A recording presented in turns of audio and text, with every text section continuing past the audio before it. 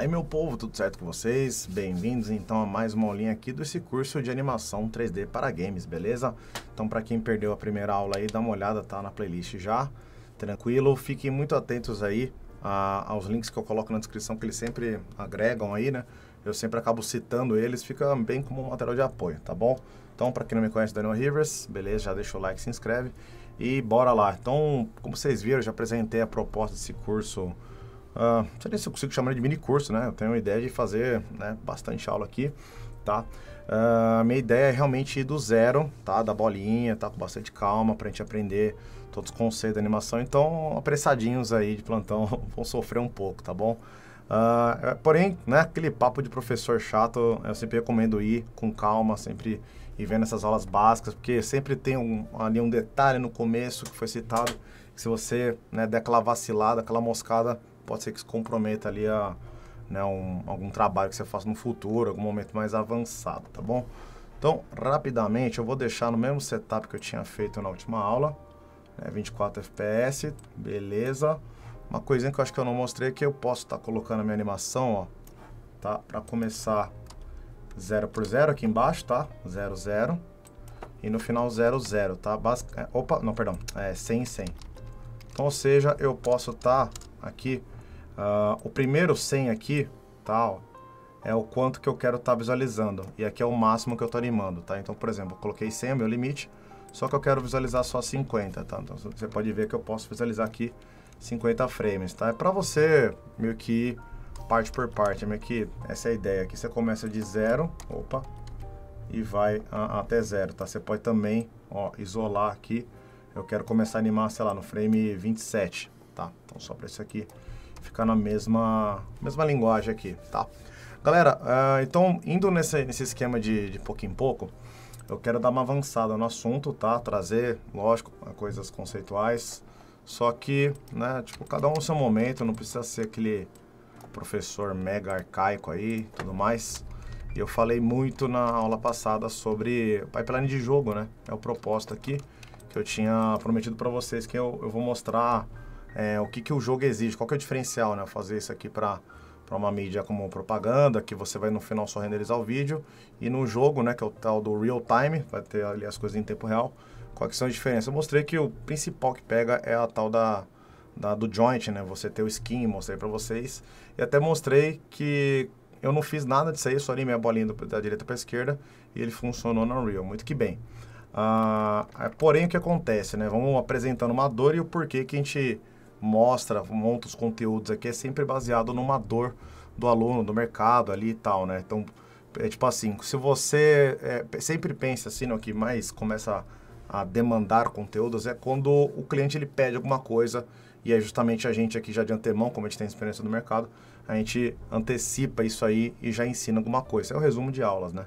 Então, o que pega, por exemplo, ali eu fiz uma bolinha, super básica, na direita para a esquerda, só mostrei tempo e espaço para vocês, né? Eu vou mostrar agora, vamos supor que o cliente ele quer um pouquinho mais detalhado, quer fazer uma bolinha pingando, por exemplo, né? Aí, ou seja, se você quer fazer ela caprichadinha e tal, eu vou apresentando outros princípios da animação aí para, né, cada um ali agregar de novo, né? Se você vai parar para entender um conceito, né, aquele negócio mais boring, que seja para agregar, tá bom? Então, primeiro de tudo, galera, eu vou pedir para essa bolinha aqui, ela ficar no chão mesmo, que ela tá no centro, né? Então, basicamente, quando eu subo ela, ó, eu posso colocar ela, né, translate 1 certinho, tá? Pra ficar cravadinho. E eu ligo aqui em cima, ó, esse camarada aqui é pra ele, eu pegar o pivô, segurar a tecla D, tá? E eu coloco ele no centro do nosso universo. Esse carinha, ele dá um snap no grid aqui, no centro do nosso universo, tá bom? Então, desliga ele já.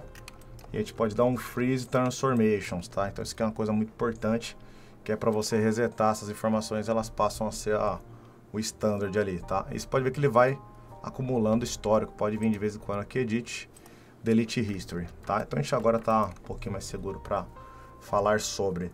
Então, por exemplo, né, quando a gente tava falando de complexidade de animação e tal, né, eu tô apresentando em paralelo dois conteúdos, deixar a animação um pouco mais fluidinha, bonitinha, e não esquecer que isso tem que funcionar num jogo. Então eu vou começar pelo jogo, que eu quero que isso funcione, bacaninha, tá? Então eu vou mostrar o sistema de joint e skin, né? Mas pô, Daniel, já funcionou sem, né? Só que aí que pega, se você não coloca a joint, você não consegue aplicar coisas mais complexas. A joint, ela vai dar, por exemplo, mais pra frente, quero trazer exercício de fazer um braço, mexendo, articulando e tal. Então, sem a joint, você vai ter que animar na malha, pegar a malha, ficar dobrando de acordo com os frames, meu, pelo amor de Deus, né? Então, vamos lá. Isso aqui, galera, tá? É um assuntinho chamado rigging, tá? Então, vamos primeiro pela parte técnica, tá? Aí eu vou dando o contexto histórico aqui por trás. Troca a interface de model para rigging, tá? Aí vocês vão ter um carinha aqui em cima chamado skeleton, tá? Clicou nele, tem o primeiro que é o create joint, você pode clicar em qualquer lugar, aperta W, você tem um camaradinho aqui mais esquisitinho, ele é basicamente uma outra categoria de objeto, que ele é um joint, ele é um osso mesmo, tá? E ele não aparece no jogo final, né, na sua animação final, ele é transparente, ele tem o intuito de ser uma ferramenta para aplicar movimentos. Então vamos zerar ele para ele ficar centralizado junto com a nossa mesh e vamos apertar esse camarada aqui, ó, escondidinho, que é para eu conseguir enxergar, ó, o osso através da malha, né? Senão ele vai ficar sempre cobrindo aí, tá bom?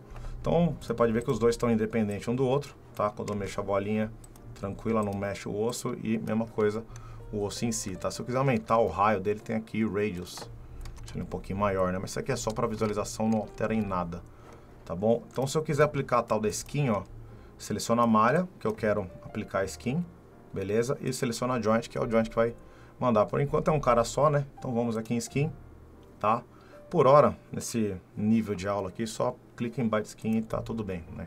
Eu vou apresentando por partes. Então, a nossa animação agora, pode ver que até a cor dele muda, né? Ele fica, para dar um feedback mesmo, né?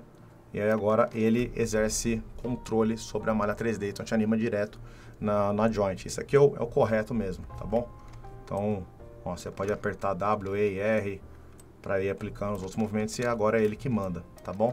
Então aquele básico que a gente tinha feito, ó, né, de frame 0, né, mesma coisa, ó, tá? Aperta S, vai ser lá no frame 48 que eu tinha colocado, né, 48. Tá? Então, menos 10 agora, tá? E aperta S, beleza? Então, olha lá, isso aqui já está no padrão dos jogos, tá? Eu quero dar só uma atençãozinha sobre o feedback visual que o Maya vai te dando aqui. Vocês podem reparar que quando você clica na joint, né, a gente acabou de adicionar frames, né, tá animado isso aqui e tudo mais. Então, pode ver, quando a gente aperta S, basicamente todos os parâmetros aqui de translação, rotação, escala, eles estão ali com essa tarjinha vermelha. Isso aqui simboliza que, opa, ali tem informação de animação, quando é vermelho, tá bom? Outra coisa muito importante, quando você aplica um skin, ó, isso aqui para games é muito importante também, ó. Ele cria um carinha chamado bind pose, é a pose inicial que o seu joint estava na hora que você aplicou o skin. Mais para frente a gente vai lembrar disso aí, e ele tem um histórico muito importante, isso aqui é bom não deletar o histórico, que ele foi aplicado um skin nele, então, ou seja, ele está exercendo função sobre alguém. É a mesma coisa a mesh agora também, né? Então ela tá ali com o nome, tá? Tá ele registrado que rolou um skin nele. Vamos só ir renomeando, muito importante já, né? Então colocar, por exemplo, assim, ó. Vou colocar por categoria M de mesh, underline bolinha. Tá? E vamos aqui no joint, aqui no outliner. Tá? J de joint, underline bolinha. Fechou? Quero apresentar um outro conceito, deixa eu lembrar aqui, tempo e espaço, né, os 12 princípios da animação, só dar uma contextualizada sobre os 12 princípios, já vou falar sobre eles, contexto dele e tudo mais, mas eu já vou adiantar que 8 deles são basicamente regras da física, leis de Newton, sobre comportamentos de movimentos, força, massa e tudo mais. E os outros 4, eles não deixam de ser meio que regras de como você pode planejar a sua animação para ela, primeiro, para economizar seu tempo, segundo, para você errar menos, né? E, né, terceiro, para você ter ela não ser só uma animação bonitinha, mas ela ter um contexto ali mais fluidinho, de acting, né? Ela tem mais qualidade em outros aspectos, não só na animação em si. Essa ordem que eu estou apresentando para vocês é uma ordem minha, tá, gente? Não se apegue nela, cada professor ensinando uma ordem.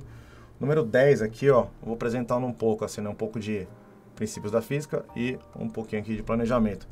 Tem um cara aqui, eu vou falar até o nome sempre em inglês, né? O primeiro a gente chama também ele de timing, ou só de time, beleza?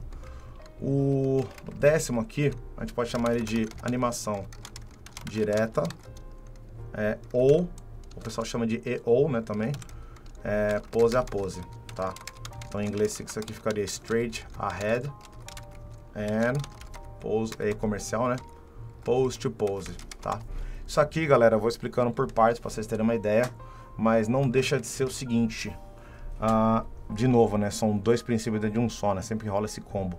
Isso aqui, gente, é um princípio onde, imagina que tem sempre um fantasma do seu lado, um animador clássico, aí um cara, sei lá, trabalhando no Pinóquio, Branca de Neve e tal, e ele tá perguntando para você, você vai animar isso aí no frame a frame, estilo, né, Disney, antigona, que vocês já viram que é uma folha, um desenho, outra folha, vou mostrar uns exemplos aqui, ou você vai fazer isso aí pose a pose. O pose a pose, galera, eu vou explicar primeiro o pose a pose, tá? Depois eu explico o story ahead. Pose a pose o que a gente fez, tá? O que ele chama de pose não é só uma pose, vamos dizer assim, uma posição importante, tá? Uma posição mais importante. Então, de uma pose importante até outra. Foi basicamente o que a gente fez, né? Então, por isso que a gente pode até chamar esse cara de keyframe, beleza? Então, keyframe aqui, galera, você pode ver que a gente só bota 2 momentos, tá? E quando a gente faz pose a pose, você estabelece em tempos diferentes, posições diferentes, foi o que a gente fez. E aí, o que acontece? Quando você dá o play, quem anima para você, quem coloca ele realmente para fazer essa viagem ali para você, é uma regrinha da física chamada interpolação, tá? Então, nesse esquema de pose a pose, você estabelece os momentos, faz uma pose bonitinha e interpola entre elas, tá? Então, primeiro o pose to pose, tá? Então, estou apresentando dessa forma aqui que a gente meio que misturou. Fez um tempo e espaço, tá? Usando pose a pose, beleza? Confunde porque pose a pose parece muito que é frame a frame, mas não é bem assim, tá? Só dando um pouco de contexto, história para vocês, mostrar para vocês, né, uma perspectiva, um ponto de vista bem diferente do que a gente está acostumado, se animando, a gente vai animar pela primeira vez, que é tacar e ver movimento, né? Mas sabe, o maior segredo da animação é você justamente estabelecer poses bem artísticas e bem comunicativas, né? Então, voltando bem no passado, aí vocês vão ver que eu estou mostrando aqui nada mais do que imagens, né, rupestres, aí tempo que a gente vê muito registro, aí algumas cavernas, né? Aí rola todo esse papo aí que, pô, isso aqui foi uma galera lá de trocentos milhões de anos atrás que deixou ali alguns registros, né? Independente se você acredita nisso ou não, né? Tem gente que fala que isso aqui é fake, mas enfim. Analisando isso aqui do ponto de vista de animação, você pode ver que aqui que a gente começa a separar imagem de animação, tá? Aqui são todas imagens, porque nada tá animado, nada aqui tem um dispositivo que você dá um play e sai tocando alguma coisa. Mas você pode ver que ele está tentando contar uma história. Então a animação ele começa, agora eu estou começando a introduzir um conceito, tá? Não é um botão, não é uma ferramenta, é um conceito de storytelling, né? Já ouviu falar muito sobre isso aí, que nada mais é do que contar uma história, tá? E eu gosto até de começar por baixo, assim, contar uma história. Imagina como é que você conta uma história, tipo, simples de você indo na sua padaria, né? Você simplesmente só fala, fui na padaria. Se você quiser detalhar mais, você está contando isso para alguém, para sua namorada, sei lá, namorado, mãe, pai, enfim. Quando você quer detalhar um pouco mais, você fala quantos pais pediu. Você pode até, de repente, dependendo do estilo de pessoa, vai lá e conta que alguns detalhes, pô, fiquei pensando numa coisa tal, trombei fulano, cumprimentei e tudo mais, né? Enfim, você pode ver que tem uma ordem lógica para você contar, né? Você não pode simplesmente chegar na pessoa contando que do nada um padeiro te entregou 10 pães, né? A pessoa fica meio... Tá, então quer dizer que você estava na padaria. Você viu que tem essa questão de contexto e você contar uma história e o tempo todo o espectador está ali ouvindo, ele entendeu, ele está dentro do seu contexto, né? Ele está ali realmente conseguindo imaginar esse universo junto com você que você está construindo, né? Você está tendo um bom storytelling, né? O exemplo que eu dou é o famoso contador de piada, né? Tenho certeza que vocês têm algum exemplo de algum colega, alguém que vocês conheceram, depende familiar até, que ele conta um monte de piadinha besta, boba, né? Mas o jeito que ele conta é engraçado, ou seja, isso é um bom storytelling. Então, olha só, vocês podem reparar que esses registros, pesquisa no Google mesmo, né? Tem um contexto, maravilhoso, né? Pode ver que em uma imagem só, você já entendeu que isso aqui tá rolando uma caça, né? O homem, ele tá ali com um arco e flecha, tá caçando algum animal, né? Então tem muitas vezes que o pessoal até conta já tinha um conceito de contar numa linha reta, né? Ó, o pessoal plantando, colhendo alguma coisa, né? E isso aqui às vezes são momentos, né? Não sei se eu vou achar com tanta facilidade assim, mas eu já vi uma vez uma pintura rupestre de um boi, algum animal assim, né, quadrúpede, 4 patas, só que ele tinha 8 patas no caso, né? O pessoal ficou pensando, caraca, será que era algum ET, alguma coisa assim? Aí chegou alguém, né, provavelmente algum animador, alguém que tem um pouco de conhecimento, e falou, não, isso aqui é ele em movimento, né? A pata estava ali em um momento e depois ela estava em outro local, né, para dar um impulso no animal num momento diferente. Então era só a noção que eles tinham, né, que provavelmente é um animal que está parindo ali, um filhotinho. Enfim, né, eu quero só que você se apegue aqui no primeiro exemplo que eu estou querendo dar sobre sequências de imagem, né. E aí falando sobre sequência de imagem, estou deixando aí aqui na descrição do vídeo alguns exemplinhos, tá, que acabei pegando aqui alguns exemplos de canais, tá, então estou dando os créditos aqui. Canal da Luciene Sorice, ela está mostrando um brinquedinho antigaço aí, que é o tal do Taumatrópio. Você já deve ter visto que é aquele famoso brinquedinho que você pega um elástico, pega um pedaço de papel, fura as 2 pontas, faz um desenho um na frente e outro diferente atrás. E quando você puxa dos 2 lados, vamos dizer assim, que a troca de um desenho para o outro é tão rápida que você tem aquela leve impressão que, por exemplo, esse bonequinho que ele está dentro da TV, tá?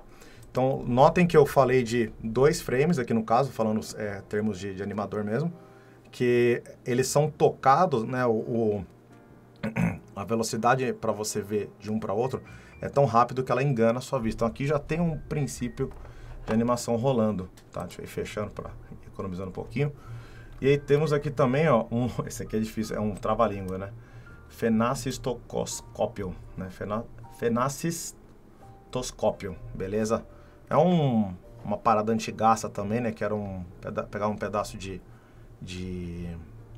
papel, assim, tipo redondo e tal, podia ser outro material, e colocava ali, ia fazendo as sequências de animação, tá? Mas sempre, vamos dizer assim, o mesmo contexto, não trocava de cena. Então vai fazer, de repente, uma pessoa andando, um cavalo correndo e tal. Então é as sequências. Então você pode ver que o pessoal já tinha essa observação de pensar, tipo, pô, primeiro o cara faz assim, depois assado, para ele conseguir andar, fazer um passo, uma caminhada, né? Então tem um exemplinho aqui também, ó, do canal do Jefferson Santos, ó. Ó, basicamente era isso aqui. Então, isso aqui quando roda numa certa velocidade, né, dá aquela falsa impressão que o casal tá dançando, justamente por uma sequência de imagem onde os personagens ali, eles fizeram um movimento não muito distante do anterior. Então você faz um movimento para cá, né? Aí o próximo, como ele vai ser o próximo, vamos dizer assim, num período muito curto, você já vai ver a próxima ação, ela não pode ter uma ação muito longa, que é para dar a impressão que é a mesma ação, né? Tá? Algum dispositivo tecnológico que está ali fazendo um movimento em sequência, né? E temos aqui o zoótropo também, né? Tudo coisa histórica, antigona. Isso aqui é quase que a mesma ideia, né? Porém, ele roda você tem que ver justamente desse ponto de vista, tá? Gira numa certa velocidade, você ia girando ali. E tinha vários quadrinhos, também mesmo esquema de sequência, tá? Rolando justamente sequência de imagens para formalizar ali, ter no total um movimento, beleza? Então, super bacana isso aqui.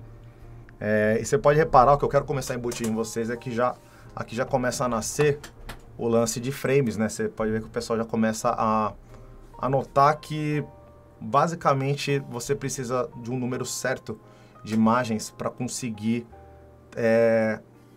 contar aquela história. Então, com um cavalo correndo, você não consegue em 2 frames dar essa impressão dele fazendo essa troca de perna e justamente no final você entende que ele está correndo. Você precisa, né, de mais frame para ficar um pouco mais fluido, ainda mais animação fluida, beleza?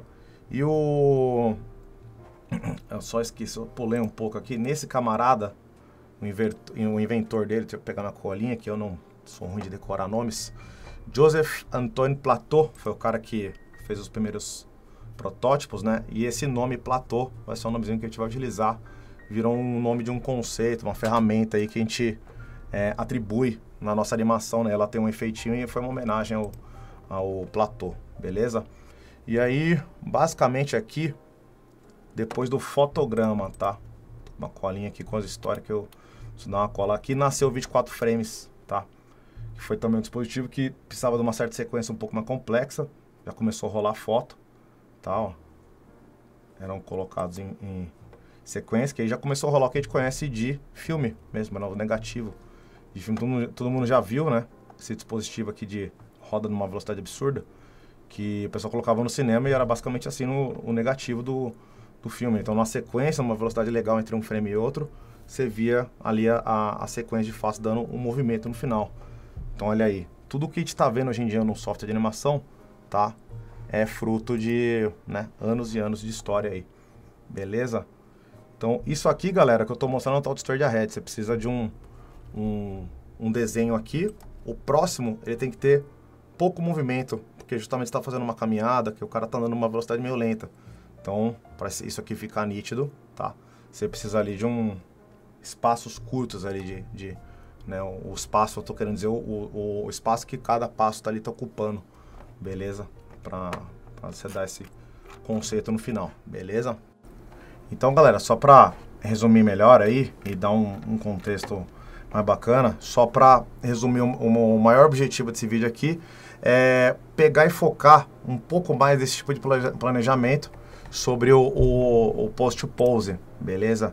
Que é esse cara que eu mostrei aqui para vocês. Eu queria só dar um pouquinho de vocabulário usando o grande Alan Becker, né? Esse cara aqui, puta, eu uso muito os vídeos deles como em aula, né? Como referências e tudo mais. Ele separa o lance do post-to-pose, né? Com esse exemplo aqui de um cara pulando um penhasco, né? E as tais posições mais importantes, os keyframes, tá? Ele separa por categoria. Então, beleza, tem posições mais importantes, mas dependendo da etapa que você está animando, você pode focar, né, em alguns especificamente. Então, por exemplo, ele fala, deixa eu deixar atualizado aqui, para vocês verem que, vamos colocar aqui, vocabulário, tá? E aí a gente tem os keys, tá? Temos os extremes e os breakdowns, tá? Tem um que ele vai citar logo adiante, que é o tal do in-betweening, tá? E aí, basicamente, assim, os keys nada mais do que o começo e o fim da sua animação. Então, olha só que legal. Quando você planeja dessa maneira, olha a liberdade, olha o ganho que você tem. Sempre quero apresentar o ganho, né? Isso que é uma proposta mesmo. Então, no caso aqui, dá pra ver que o objetivo é fazer uma animação de um nadador que ele vai pular para tomar impulso aqui no trampolim para cair lá na piscina. A piscina não está sendo mostrada aqui, não está no nosso ângulo de câmera, tá? Então, olha só, a gente já meio que desenha, tá? Um começo e um fim, a gente vai chegar nisso aqui nas aulas, tá? E quando você desenha dessa forma, você tem uma noção de espaço. Eu quero começar aqui e terminar aqui, já é o primeiro ganho. E segundo, que você pode até caprichar um pouco mais na pose, pensar mais pra frente. Eu falo muito sobre acting, né? Tipo, que tipo de pose consegue interpretar e passar melhor essa forma aqui essa expressão, né? Essa ação aqui no caso. E depois você pode ver que assim, como o Ki ele é muito encarregado com começo e fim, beleza, ele matou uma parte da importância, tá, de planejar toda a movimentação, movimentação longa e mais complexa como essa, né? Então a gente tem também aqui os extremes, que ele vai também falar de posições importantes, só que de outra categoria. No caso, são, vamos dizer assim, marcações mais importantes, tá? Não é para lotar isso aqui de posição, né? É basicamente ali determinar momentos que são mais importantes. Então, tomar impulso para fazer o primeiro pulo. Ele vai pular para cair na piscina, só que antes tem um salto antes, né? Então, para salto precisa de impulso, o momento que ele está lá no ápice, que ele, né, pulou, perdeu energia e voltou e pousou, tá? Tem até que colocar o contexto da tábua aqui mesmo, da prancha, tá? E depois o momento que ele já está lá em cima. Você pode ver que os preenchimentos, tá, entre eles, vem depois. Aqui você vai determinar realmente pontos, que nesse caso aqui é até uma questão de física, né? Próxima aula que eu vou falar muito das leis de Newton, é basicamente impulso, para você dar um salto, você basicamente se projetou, devido à sua perna, a proporção que você conseguiu com a perna, ele se projetou um pouco mais para o alto, acabou essa força e a gravidade ganhou a briga. E tem um momento que quem ganha a briga não é mais a gravidade, é a prancha. Ela tem um efeito elástico ali, te projetou para cima. Uma hora você perde essa energia projetada pela prancha, tá? Perde e a gravidade ganha novamente. É meio que uma questão de física aqui nesse caso, como tem salto, né? E depois a gente vai ter, tá? Os breakdowns, que é basicamente preencher, seguindo a mesma ideia de começo e fim, posição mais importante, tá? E aí a gente vai ter os preenchimentos com os extremos. Aí, ou seja, nesse tipo de animação aqui, você pode ver que ele tá fazendo frame a frame, é o tal do straight ahead, tá? É frame a frame mesmo. Só que ele planeja, ele mistura. Ele planejou com post pose, tá? E depois ele executou com desenho frame a frame mesmo. Então, o modo como você vai animar é meio que decisão sua mesmo, tá? Então, trazendo aqui para o nosso contexto, tá? A gente tem aqui começo e fim somente, tá? Só os nossos keys mesmo, tá bom? Então, aqui nessa aula, meio que só para resumir, eu mostrei o básico de um rigging. Vou falar na próxima aula sobre rigging mesmo, tá? A gente colocou um joint e um skin, beleza? Até dando um pouquinho mais de contexto, ó, vocês vão ver que é o seguinte, quando a gente vai falar de rigging, dando spoiler para a próxima aula, tem vários passos, se não me falha a memória, são 10. Então já meio que pulei. O primeiro é outra coisa, o segundo é colocar joints, tá? E o último é aplicar skin, beleza? Então olha só que legal. Então eu só mostrei o começo e fim, porque esse aqui é o básico de um rigging, que é para você fazer, o intuito é você conseguir embutir os movimentos, animações, esses comandos no joint, no osso em si, para ele sim dar comando na malha 3D ali, todos os objetos que estão envolvidos, tá? Então, isso aqui é o mínimo de um rigging, tá? A gente já conseguiu incluir tudo isso dentro desse contexto mais histórico, conceitual que eu apresentei para vocês. Beleza? Então, próxima aula, galera, eu vou dar apresentar uns outros princípios para vocês e avançar com o rigging, sempre nessa metodologia de mostrar os porquês, né, da onde nasce essa necessidade. Beleza? Deixa o like, compartilha aí com a galera, se inscrevam e até mais.